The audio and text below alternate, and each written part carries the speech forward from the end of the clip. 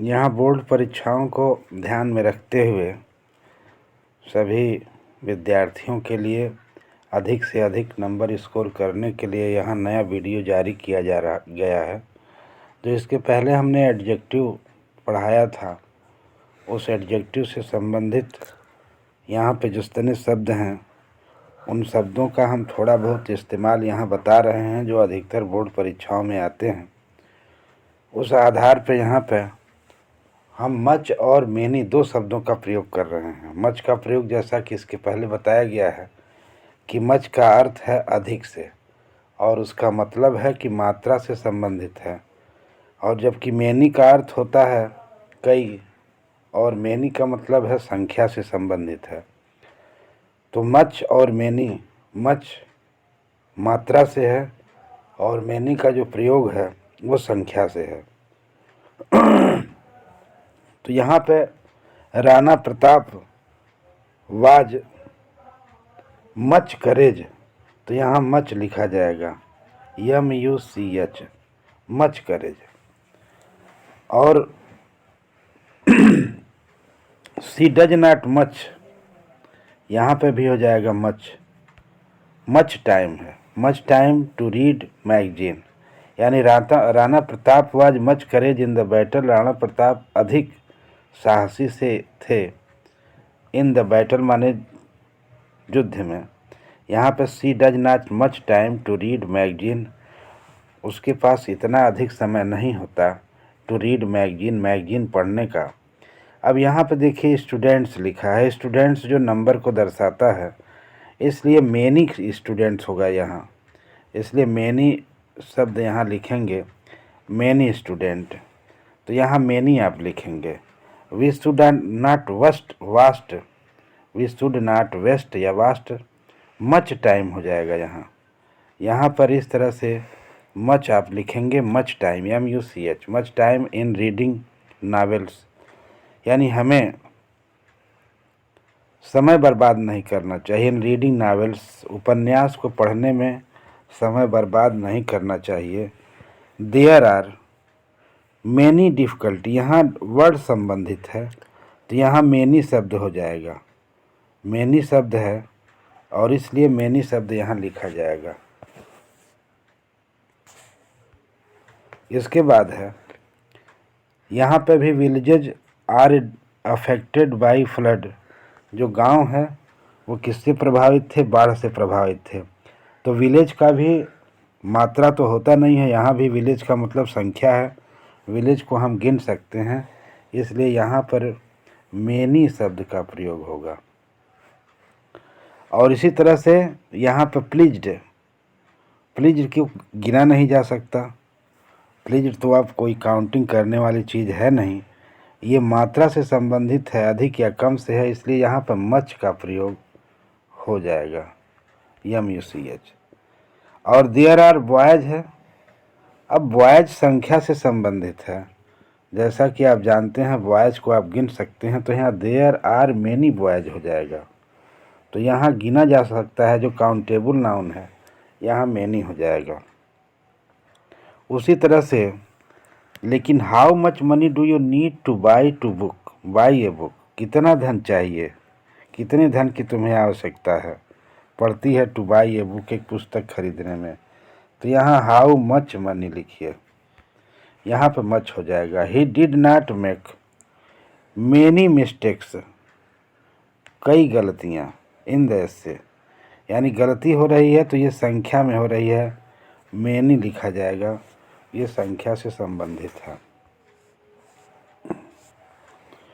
इसके बाद है study the examples and supply some or any to fill the blanks in the following sentences, यानी निम्नलिखित उदाहरणों का अध्ययन करना है और इसमें सप्लाई देना है, आपूर्ति करना है सम अथवा एनी का। सम का प्रयोग कुछ होता है जो पॉजिटिव अर्थ में लिया जाता है, एनी का प्रयोग जो होता है वो नेगेटिव अर्थ में लिया जाता है, लेकिन एनी का जो प्रयोग होगा वो नेगेटिव और इंट्रोगेटिव सेंटेंस में होता है। ज़रा ध्यान दीजिएगा इन शब्दों पर, जो शब्द बता रहे हैं।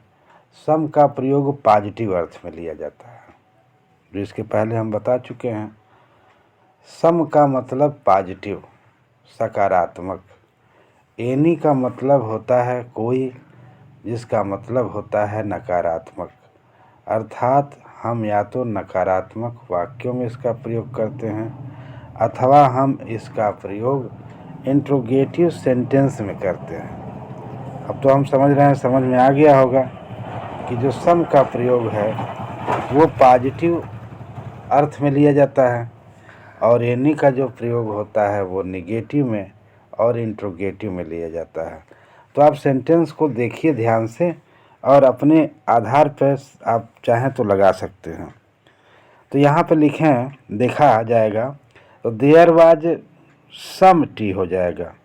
यहाँ पर हम सम टी लिख सकते हैं, यानी some tea. But there was not any sugar, यहाँ एनी का प्रयोग आप करेंगे। चूँकि ये वाक्य निगेटिव में है इसलिए वे एनी का प्रयोग करेंगे। अब यहाँ दूसरे वाले में भी देखो, हमने कहा है कि अगर जो इंट्रोगेटिव सेंटेंस है या निगेटिव सेंटेंस है तो वहाँ पर एनी का प्रयोग होगा और जहाँ सम है वहाँ पॉजिटिव का प्रयोग होगा। पॉजिटिव सेंटेंस है या पॉजिटिव वाक्य है उस जगह पर। तो यहाँ did she call anybody हो जाएगा, यहाँ पर हम एनी लगाएंगे। और please give me some books हो जाएगा, कुछ पुस्तकें। सकारात्मक बात हो रही है इसलिए यहाँ सम का प्रयोग होगा। I do not have new dress, यहाँ आई हैव डू नॉट लिखा है, निगेटिव है और निगेटिव है तो निगेटिव का मतलब एनी, तो इसलिए यहाँ एनी का प्रयोग होगा। इसके बाद देखो, do you have book on an Indian history, यानी क्या आपके पास है कोई भारतीय इतिहास की पुस्तक है। तो यहाँ ड्यू से शुरू ही है इंट्रोगेटिव जिसे हमने बताया है, और इंट्रोगेटिव है तो बिना आप बहुत दिमाग लगाए एनी का प्रयोग आप सीधे करिए। यहाँ पर भी एनी का प्रयोग होगा, यानी इसका मतलब जहाँ निगेटिव है और जहाँ इंट्रोगेटिव है उस जगहों पर हमें बिना सोचे समझे एनी लगा देना है, और जहाँ पर सकारात्मक वाक्य है, पॉजिटिव सेंटेंस है, वहाँ पर हमें सीधे सम लगा देना है।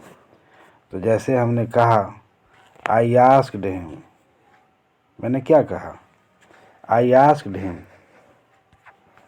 सम क्वेश्चन, कुछ क्वेश्चन, यहाँ पे सम हो जाएगा, some question. But he did not, देखो यहाँ डिड नॉट लिखा है, answer did not, answer any यहाँ लिखा जाएगा।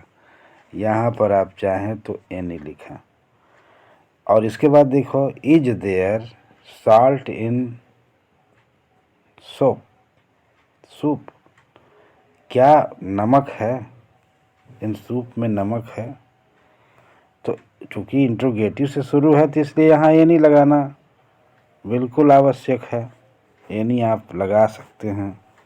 अब 8वां क्वेश्चन में है भी देयर इज ए नॉट, अब यहाँ भी नॉट पहले है। अब नॉट देखा तो बिना सोचे समझे आप एनी लगा दीजिए, एनी हो गया। इज देयर है, देखो यहाँ भी इंट्रोगेटिव से शुरू हुआ वाक्य, तो इसलिए इज देयर एनी बॉय हो जाएगा बिना सोचे समझे। The teacher asked the students in they had क्या हो जाएगा, मेनी डिफ़िकल्टी लिखा जाएगा। डिफ़िकल्टी, कठिनाइयों को आप गिन सकते हैं, तो यहाँ मेनी हो जाएगा। और आई नीड लेमन्स, मुझे नींबू की आवश्यकता है।